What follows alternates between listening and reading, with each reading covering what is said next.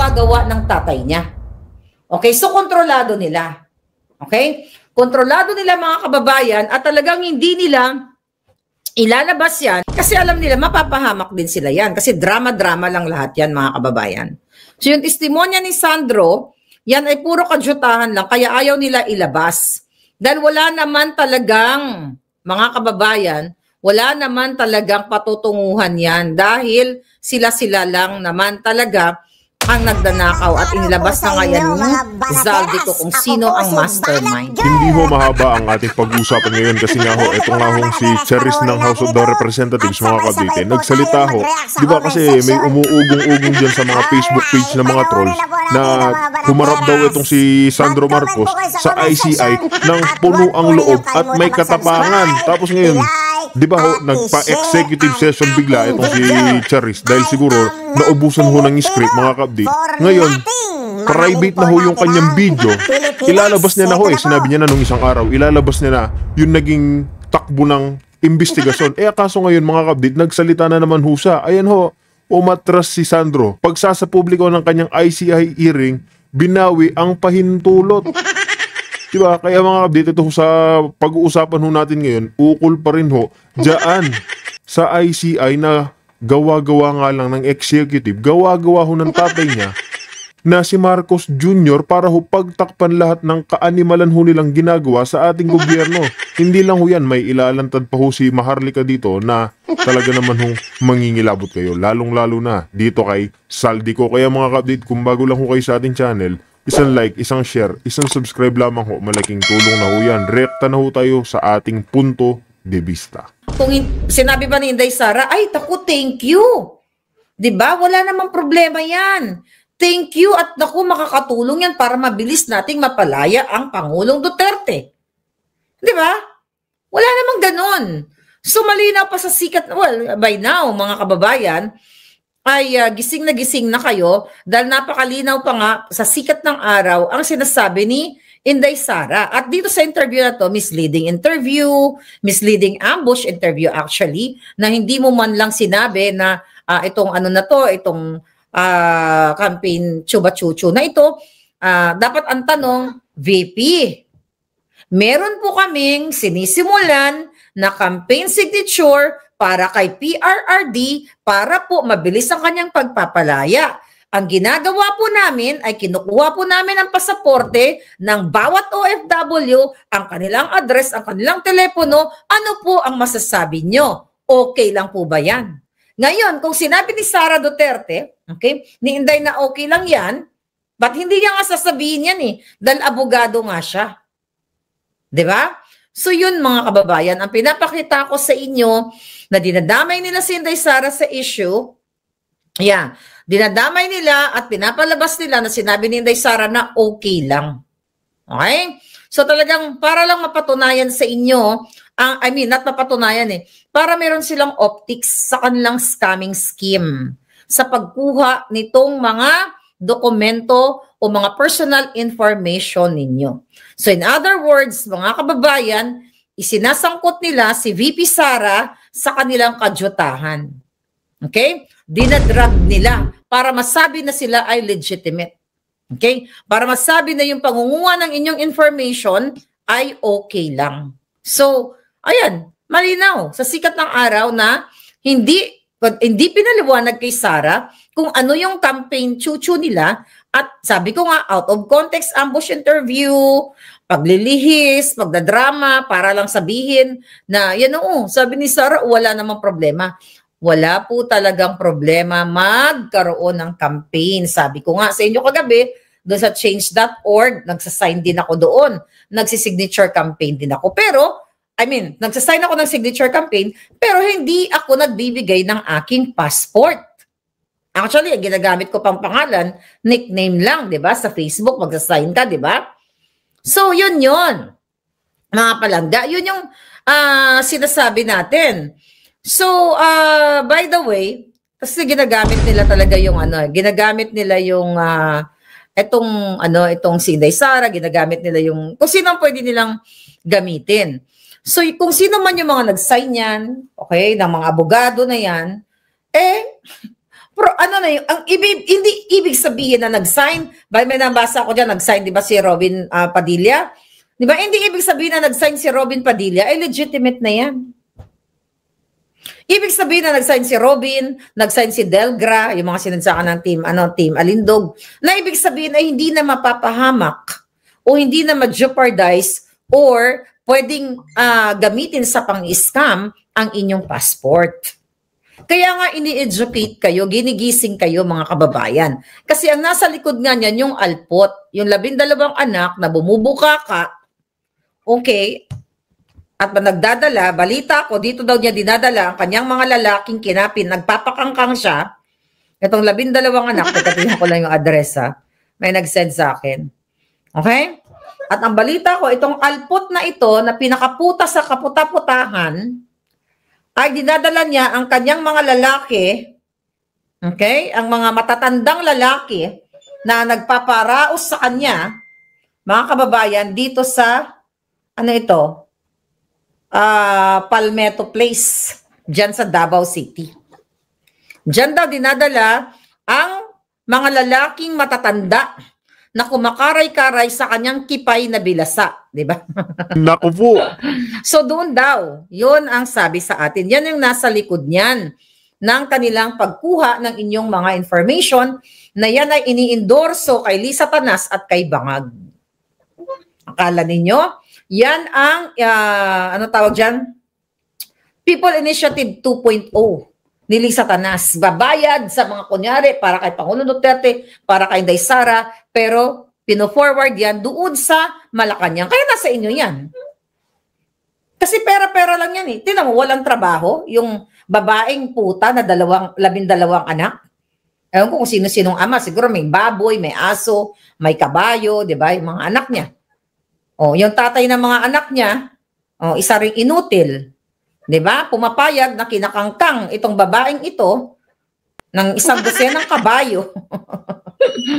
Diba? Sa isang dosenang kabayo. So, ang punto de vista natin dito, nasa inyo pa rin yan. Diba? Hindi porket pumirma si ganito, si ganyan, ay secured na ang inyong mga ang inyong mga information. Alright? So, tignan natin, mga kababayan.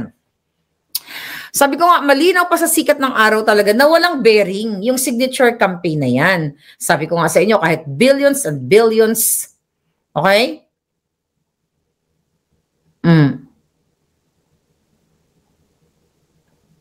Ano daw?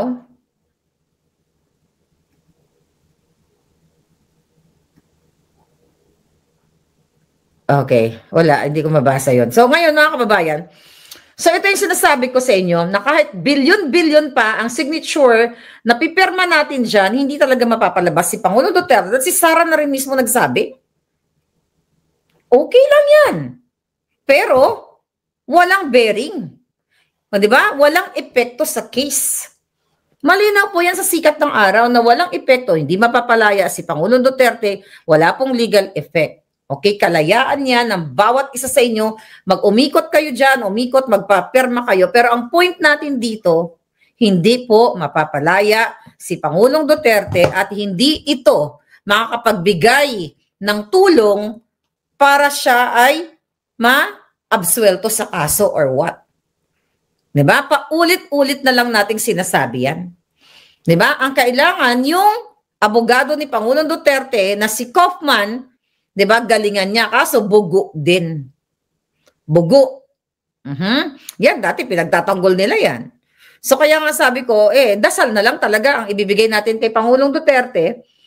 Then, dasal and mapatanggal si Bangag. Sabi nyo nga, dapat nag-initiative sila na kung paano yung milyon-milyon boses ng tao, kung paano nila gustong patalsikin ang isang addictus benedictus. Dapat ganun.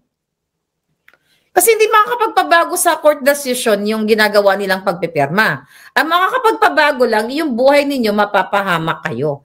Pagkakaperahan kayo, direct yan. One day, yung mga nagbigay, it's either gagamitin nila sa kung anumang katarantaduhan or magbe-message sa inyo ng sabay-sabay. Yung ano tawag doon? Yung lahat, yung text na yon na sabay-sabay. Oh, hi, hello, para po to kay Pangulong Duterte, ganito, ganyan. Alam ko yung OFW eh. talagang mapagbigay kayo, lalo sa mga taong gusto nyong tumulong, even sa akin. Diba? Napakabait, diba? Bumaba yung mga tsokolate, kaya pag nasa dahig ako, bumaba ang tsokolate, tumataba din ang lola ninyo. Diba? So, ganun ang OFW. Pero ako, pinapalalahanan ko lang sa inyo, na huwag nyo po ibigay yung information ninyo, yung passport ninyo, address ninyo, okay lang mag-signature kahit ibahin mo yung stroke eh. Pero ang ginagawa nila, i-expose pa sa, ano tawag dito? Pinipicturean nila yung yung, di ba, nag-sign. Di ba, ito yung papel, okay? Ito yung papel, hawakan ng OFW, gaganyan, tapos andyan yung passport number, pinipicturean. Nasaan yung, ang pagpoprotekta dito sa personal information. Yun yung kina-question natin. Hindi natin kina-question, 'di ba? Yung legality o yung purpose nung perma. Okay? Na pagperma, okay lang pumirma ang bilyon-bilyon na yan o milyon-milyon kayo pumira. Ang kina-question natin, bakit kinukuhaan ng passport number? Birthday, address, lahat-lahat na. Yun po yung kina-question natin doon. Walang problema na, nagawin nila yan kahit alam nila na ito ay, what? Hindi makakatulong kay Pangulong Duterte. Kasi ano lang yan, parang symbolic. Simbolo na tayong mga grupong ito ay, ang tawag dyan, sumusuporta kay Pangulong Duterte na sana mapauwi na natin siya. So, kung intindihin mo, ang sinasabi ni Inday Sara doon, aalis niya yung sarili niya doon sa kanilang kaputahang campaign. Kasi, sabi niya, ha? Diba? Pwede sinabi ni Inday Sara, ay oo, alam ko yan. Diba, makakatulong yan kay PRRD. In-acknowledge niya na sana. Kasi hindi niya in-acknowledge. Ang sinabi lang ni Sara, walang problema sa initiative. Campaign signature. Wala naman talaga problema dahil hindi lang naman sila first time ang gumawa niyan. Sabi ko sa change.org, ang dami-daming gumagawa ng ganyan.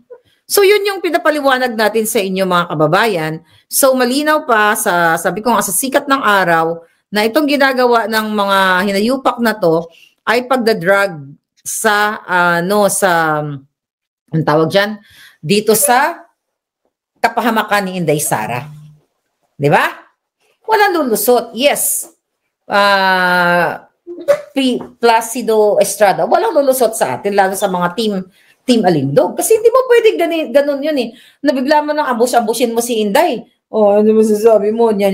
Tapos, i-highlight nila na wala namang problema. Yung sinabi ni Inday, yung word na, ito, ulitin natin sa kapapasok lang. Ito yung word na sinabi niya. Initiative in itself. Sa initiative na tayo kami na. Bulong-bulong. Wala may problema. Okay. So, wala mang problema. So, yan ang inaano nila. Yan ang gusto nilang sabihin sa inyo na, yun ang sabi ko nga kanina, kinakapsulate nila, mga kababayan. Pero ang issue, di ba, ang pinakamabigat na issue na inilalabanan natin ngayon, recently, yung balita, na si Sandro Marcos, hindi niya inaalaw na ilabas ng ICI, kadyutang ICI, which is tatay rin niya ang gumawa niyan, yung, alika ito, Jade, salika, yung kanyang interview, ayan, magalit na ito mamaya. Salika, di ba, Jade, para may kausap ako. So, Jade, hindi nilabas ng, ito na lang si Alexa Miro, di ba, tinanggalan ng tiyan ng baby. So, anyway, so, yun na nga, Jade. Di ba, para may kausap si Palangga, yumuko ka. At yumuyo ko siya. Ang ganda niya, no? Kasing ganda ko siya, Ngayon, mga kababayan, ang eksena natin dito, itong bago ngayon, ayaw ilabas ng ICI ang video ng executive hearing, quote-unquote, nito ni Sandra. Kasi daw, ayaw ni Sandro Marcos na ilabas yun. In the first place, mga palangga, yung ICI na yan ay gawa-gawa ng tatay niya. Okay, so kontrolado nila. Okay? Kontrolado nila mga kababayan at talagang hindi nila ilalabas yan kasi nga pang ano lang, pang-etchos lang nila sa sa inyo. Naku, hindi siya binibenta pa lang na regalo sa akin yan ng ng aking follower, si Tita Vanji. Okay? So, ano na yan sa akin? Siguro mga 48 years ago na yan. Alright. So, mga kababayan, ito na nga yung sinasabi ko sa inyo, ang pinaka dapat tutukan ng mga issue, itong ginagawa ng Bangag Administration, yung pagnanakaw nila. Ito ngayon, ayaw nila ilabas yung kay Sandro Marcos, kesyo daw hindi daw pumirma itong si Bangag din, si Bangag Chararat, di ba? Dito sa kanyang hearing na yan. So sinasabi ko naman sa inyo, wala namang patutunguhan yung infrastructure, ano na yan, inquiry na yan. Kasi unang-una, wala naman talaga kapangyarihan yung ICI na yan. Ginawa lang yan ni Bangag, mga kababayan, para, syempre, kunwari may ginagawa silang tama sa pag-iimbestiga nitong flood control na ito.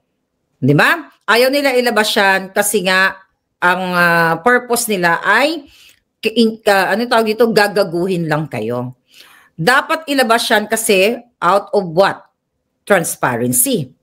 Hindi na nga sila transparent. Diba? Hindi naman sila transparent talaga eh. At saka wala namang rules dyan eh. Dahil kagagawa naman talaga ni Bangag yan. Okay? Hindi naman korte yan. Hindi naman senado.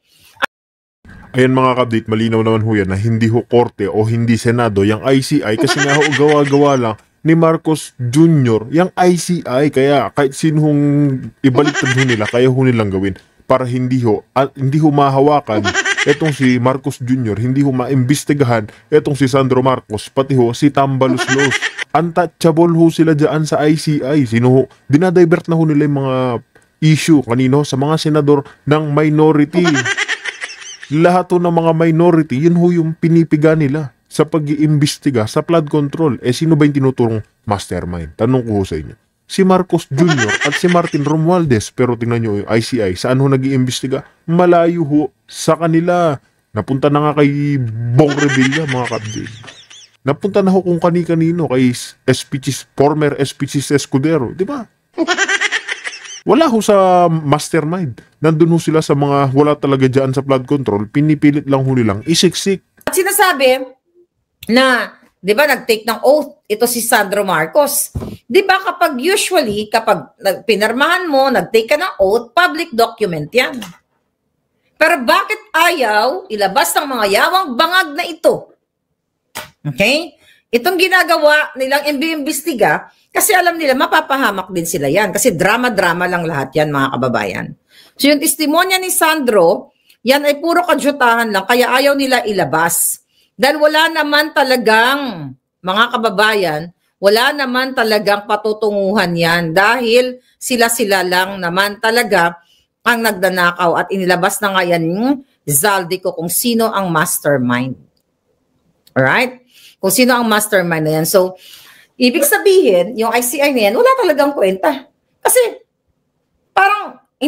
yung ICI na yan, ang sumusunod dito kay Sandro na hindi siya nag-agree, asan na ba yung balita na yun?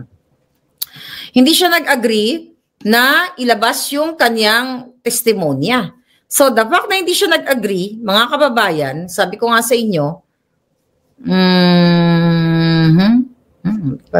parehong ano. Okay. Hindi siya nag-agree. Ibig sabihin, lutong ano na yan, di ba? Lutong Macau na, ika nga. Okay? So, yeah, Tay, sabi ko, Tay, mang-i-scam na naman. So, luto yan. So, hindi talaga nila ilalabas yan, mga kababayan. Kaya dapat talaga si Zaldico, kung naririnig mo ko, alam ko naman kung nasaan ka, pero syempre, di ko sasabihin sa mga Bangag, i-compile mo na lahat ng testimonya mo, ipa-apostil mo na. Okay? Para maging valid lahat, para maging mag-stand sa korte yan, lahat ng testimonya mo, may mga magagaling ka namang lawyers, i-dokumento mo na yan, hindi para, di ba, yan ang sinasabi nila na wala daw, hindi daw mag-stand sa court. So, para mag-stand sa court, magpa-apostil ka na. Hindi mo naman kailangan pumunta sa embassy eh. Di ba? So, by the way, sabi ko nga sa inyo, alam ko kung nasan si Zaldico, pero hindi ko sasabihin, mga bakla. Ba't ko naman sasabihin? Di ba? Gawin ng mga Bangag yung kanilang mga trabaho. Right? Mm. Kaya sa akin lang, sa mga OFW, sa akin mga palangga, dyan pala sa Paris, meron silang mga dramatization dyan, yung mga Team Alpot. Magpapapirma na naman sila. Sa akin lang, ang pwede ko lang magawa dito is i-remind kayo. Pero kung gusto nyo talaga ibigay yung inyong mga pasaporte, ang address nyo sa bahay ninyo, ang signature ninyo na pwedeng i-forge later on, then again, it's up to you. Diba? Hindi ko naman na problem po yun eh. Diba? Ako naman ay nagpapaalala at sinabi namin mismo ni Inday Sara na hindi makakatulong yung kanilang signature campaign. Meaning, hindi makakaapekto sa kaso ni PRRD. Mayroon bang intindihin yon? Nakapagtapos naman kayo, ano?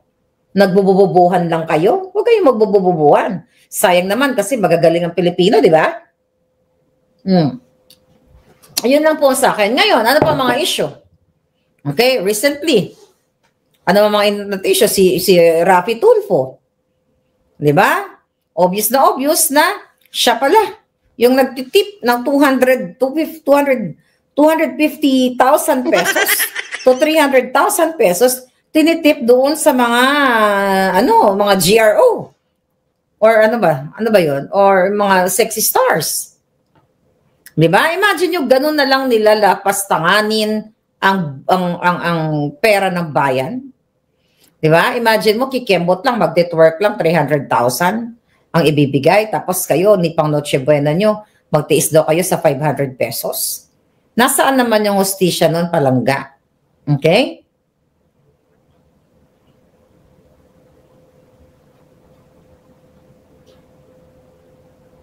Ano daw? Laki ng budget. Kasi nga, hindi, I think meron silang ina-assign doon ng mga tao. May kausap ako kanina from Paris na nagkakalat daw sila ng lagim doon, nagkukuha ng mga signature campaign. Sabi ko nga, ako ang role ko lang naman dito sa inyo is paalalahanan kayo. Pero kung matigas ang ulo ninyo, na sa tingin ninyo, tama yung ginagawa ninyo, na-expose ang inyong mga personal information, hindi ko na problema yun. Problema nyo na po yan. Okay, harapin nyo na lang. Sabi ko nga, one day, pag nagkaroon kayo ng problema, mapakancel yung passport nyo o may gumamit, may nag-withdraw ng pera ninyo, hindi ba kayo natatakot sa ganyan? Pwede mangyari yun, ha? Di ba? Magpapagawa. Pwedeng pikihin yung passport nyo. Okay, fine. Okay, pwedeng magpagawa na panibagong, lalo pag scammer, magpapagawa na panibagong passport mo, gamit yung passport number mo, nakuha na yung passport number mo, nakuha na yung DOB mo, okay? At nakuha na, okay, I'll tell you something. Ito si Spokes Harry Roque. Okay? Ay, nakwento niya na siguro. I don't know kung narinig niyo sa vlog niya. Doon sa, sa camp or sa asylum place, kung nasaan siya, meron siya doon nakasama. Napag-usapan namin. Kaya siya nahuli, yung lalaking, asylum seeker na. Pero I forgot kung anong lahi yun, Spokes eh. So itong lalaking ito, mga kababayan, ibang lahi, ninakaw niya yung passport, ito naman iba, ninakaw niya yung passport ng kababayan, ng kababayan natin. Okay? Ninakaw niya, ibang estilo naman yon. Hindi ko alam kung, ninakaw niya, pero, dahil alam niya yung passport number, date of birth, pinalitan niya ng mukha niya. Nakita niyo kung gaano kagaling? Passport ng Pilipinas, passport number mo, let's say, sabi ko, Maria Kuri-Kuri, nandoon lahat ang information mo, pinalitan, nagpagawa talaga ng bagong mukha niya. Let's say ako, ikaw, si Maria, pinalitan ko yung mukha mo. Ako na kunyari si Vilma. Tapos ang mga information, passport number, birthday ko, address ko, yun na, ikaw na Vilma. Di ba? Maraming pwede gawin sa passport. Akala nyo number lang yan? Napaka-importante. Kaya nga, di ba, pag pinipresent yan dito, nire-redact yan. Tinatakpan kasi sensitive information yan. Even nga signature eh. Di ba? Yung iba, tinatampered, yung nire-redact yung signature.